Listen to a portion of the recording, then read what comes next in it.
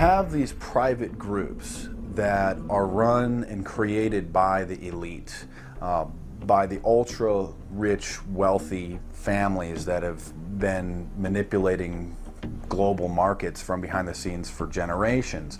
They create these private groups that then feed information to the government, to senators, to congressmen, their recommendations, their policy papers, what they think should happen.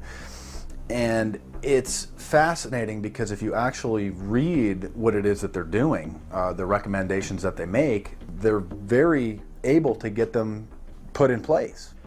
Discussions that are going on in these private groups are really talks that should be going on in Senate committees and in the halls of Congress, but they're happening with these ultra elite groups that are then pushing their propaganda into the political mainstream, and then it's becoming enacted, it's becoming put into law. Still not convinced the CFR is promoting a new world order? Listen to what Leslie Gelb had to say upon leaving the New York Times to chair the organization as its president in 1993.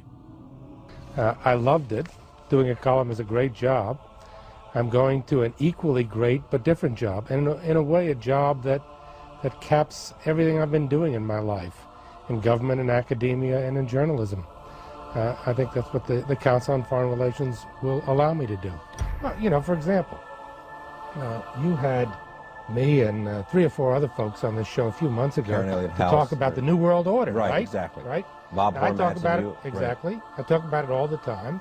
New World Order wants a global system where one small central authority of individuals can then dictate a policy that's going to be distributed down to the rest of the world, everywhere, in the smallest little town in the middle of nowhere in some remote country. I now think it's safe to say that the Council is extremely influential on the world stage and openly promote global governance. The Council and the globalists were able to take this agenda to the next level following World War II.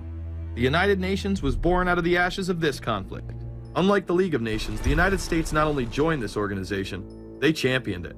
First book I wrote was The Fearful Master, a second look at the United Nations. It was written at a time when it was not popular to be critical of the UN. I mean, the United Nations was viewed by almost everybody as our last best hope for peace. It was a means, we were told, to bring humanity together and put an end to war and live in peace and harmony and promote trade and all of these good things. I wish it were any of those things, but it's not. The original charter for the United Nations was drafted in San Francisco in 1945, and the United States became a permanent member of the Security Council, along with France, the United Kingdom, the Soviet Union, and the Republic of China. The process by which other nations' belief systems could be used to erode and eviscerate our Constitution and Bill of Rights had taken a giant leap forward. The United Nations is one of the most well-known sort of globalization attempts. Its primary goal is to streamline all the governments of the world, to create a global council and to unify all the rules and all the regulations for the world. So it's essentially the precursor and an engine of this new world order. The United Nations is made up of all of the countries of the world, most of which are dictatorships of one kind or another. And you don't take a bunch of dictatorships and put them into a bag and shake it up and come out with a freedom-loving governmental unit. You come out with a global dictatorship. This was the public base of global governance. However, many other organizations have been birthed since. Even more suspect is a private group called the Trilateral Commission. David Rockefeller and Henry Kissinger are among its some 300 influential members. The Trilateral Commission, rich and powerful business and political leaders from Japan, Europe, and North America. The New York-based policy group was formed in 1973 by Chase Manhattan Bank Chairman David Rockefeller. In addition to Rockefeller, there are many other noted American members. Among them, economist Alan Greenspan, former Defense Secretary Harold Brown. George Bush was once a member, but resigned last year before his unsuccessful presidential campaign. Back then, it wasn't politically wise to be aligned with what his party's right wing considered a shadow world government. The United Nations would take over America. The Trilateral Commission would control the world. Just look at its membership, they say. Current and former members include Presidents Clinton, Bush, and Carter. Names like Brzezinski, Christopher, Kissinger, and Schultz, and top executives of ITT, Xerox, Exxon, and Nations Bank. Although this group with only 300 members seems to be at the apex of the power structure, there is yet another group formed in 1954 that is even smaller in number and has a greater influence on world events. Meet the Bilderberg Group. This elite group meet annually around the globe. There is a core group of members who have attended every year for decades, such as David Rockefeller, Henry Kissinger, and Queen Beatrix of the Netherlands. These members invite others who are politically and socially relevant at the time. Each year, around 140 people are in attendance. Real quick, I'd ask you this question. In June of 2004, you attended a meeting in Italy called the Bilderberg Group. I just want to know what you were doing out there, what that was all about. If she lied to me and told me she didn't go, I figured you might tell me the truth. All I did was go. They had a Republican and a Democrat. The Republican was... I gave like a 20-minute talk on the presidential election. Did it have anything to do with being John Kerry's running mate? Did you talk about that at all? No, because I wasn't his running mate. Okay. I happened to be in Europe then on my way to Russia. I was invited to go to Bilderberg by Vernon Jordan, a friend of mine and a genuine hero of the civil rights movement. And to the best of my knowledge, NAFTA was not discussed by anybody in my presence. Documents released by the group in 2001 reveal that in September of 1955, the group met in Germany and covertly outlined the idea of a European Union. Section E, European Unity, discusses the general support for European integration and unification, and the idea to unify Germany once again with the rest of Europe under a common marketplace. Belgian Viscount and current Bilderberg chairman Etienne Davignon told the EU Observer in 2009 that the next Bilderberg meeting could improve understanding on future action in the same way it helped create the euro in the 1990s. This illustrates the patience, vision, and reach of this organization. It was able to promote and establish both the European Union and a European currency over the course of just under 40 years, incrementally. One of the things that the elitists discussed back at the turn of the century when they were talking about how do you convert the United States into a collectivist system was the fact that you can't do it quickly.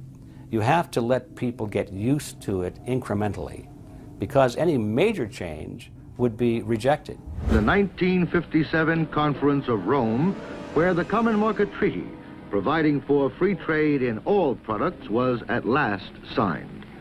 6 nations, France, Germany, Italy, Belgium, Holland, and Luxembourg, agreed to remove all mutual barriers to trade within 12 to 15 years, the embryo of a political union which they proclaimed to be their ultimate objective.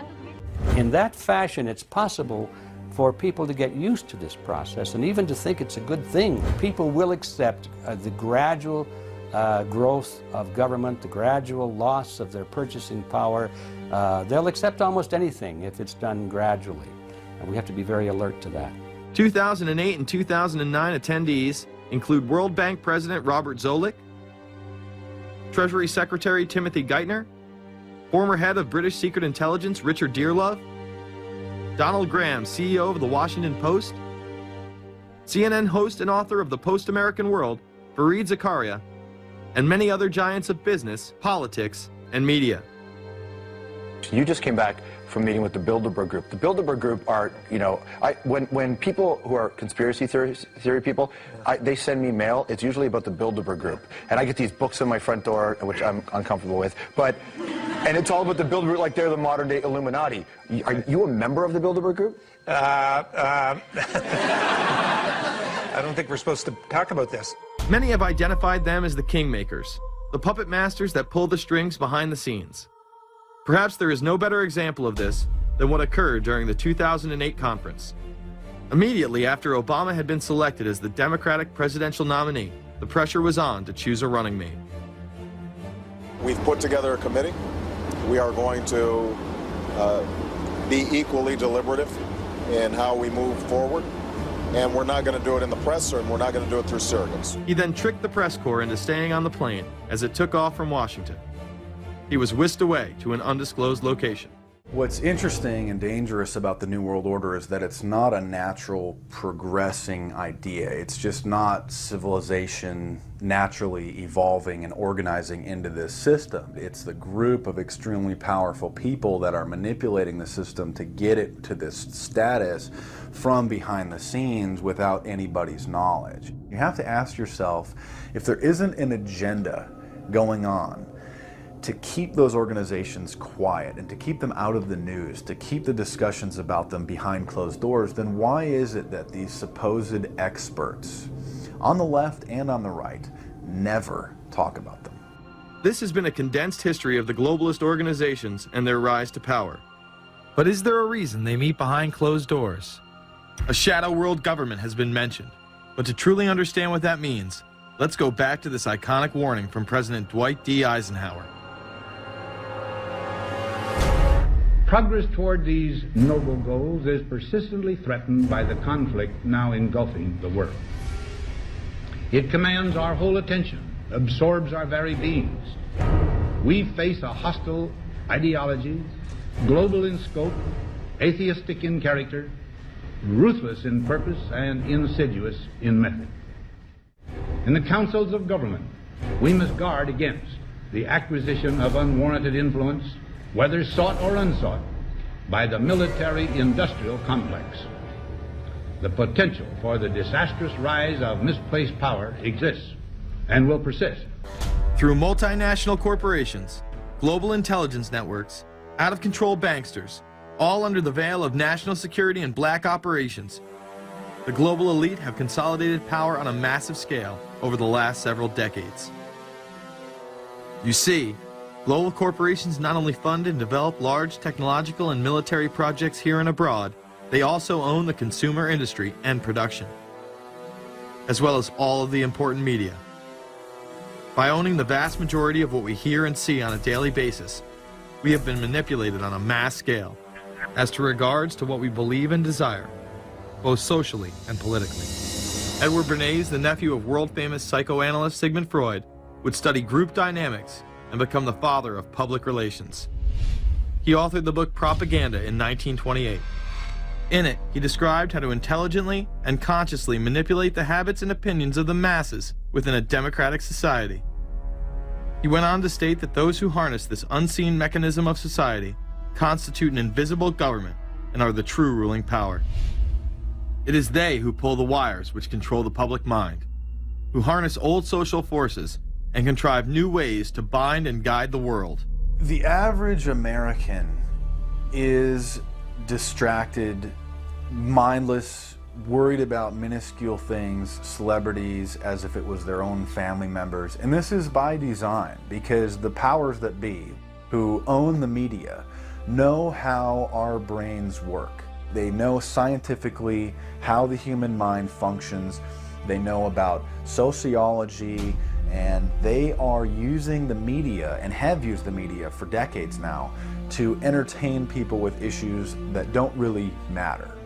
When you have the big news networks covering celebrity issues as if it's the most important thing, it becomes the most important thing. And this is not by accident. This is to keep us out of the way. Because if you're worried about the latest celebrity death, or the latest celebrity couple, or the celebrity breakup, or your sports team having a shot at the Super Bowl or the World Series, there's so much information about those issues that can be discussed that will mesmerize people, and they won't know or care about the real issues that are out there. Well, I think this is just one more piece of evidence of the degree to which the media, supposedly the watchdogs, has become the gatekeeper of the system. So as the populace is mesmerized and hypnotized by powerful behind-the-scenes forces, as they are distracted by the latest celebrity scandal, the newest cell phone, and their favorite sports team, this network disguises itself, remaining in the shadows.